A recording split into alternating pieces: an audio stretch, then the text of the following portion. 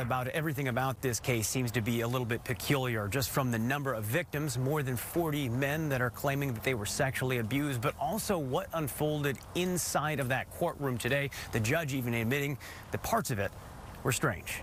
Major Michael Stockin, seen here on camera for the very first time since charges were filed against him.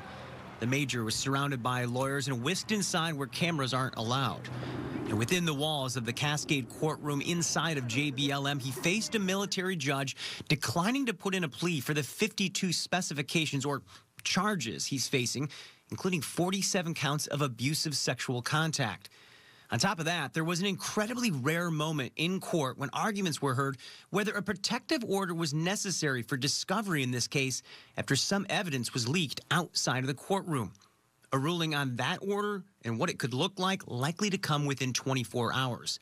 And only after all of that, hours after arriving, did Stockin walk, leaving as a free man, though a judge did tell him his higher-ups and his counsel must be aware of where he is at all times. Today is just the next step in a long journey that we are committed to seeing to the end. Ryan Giles, an attorney representing 7 of the named victims, couldn't discuss too much about this case, but did admit parts of the lead-up to today were frustrating. Part of that, what Fox 13 has been reporting on for months. Soldiers are part of a hierarchy, both at JBLM and overseas, but that can come into conflict when it comes to legal cases. There's been pressure for the military to change when it comes to both identifying victims and ensuring they have services so they're not victimized further. I don't want survivors to have to scream, shout at the wind in order to be heard. I want the services, I want the support, I want the empowerment to come naturally from the Army. Tonight, the Army Special Trial Counsel, which will try this case, releasing a statement telling me, quote, "We are confident that the facts and evidence support a conviction, and that will be demonstrated when the case goes to trial." Then a dueling statement coming from the defense saying, quote, "We urge everyone to keep an open mind, to remember Major Stockin is presumed innocent, and understand that this fight is just getting started."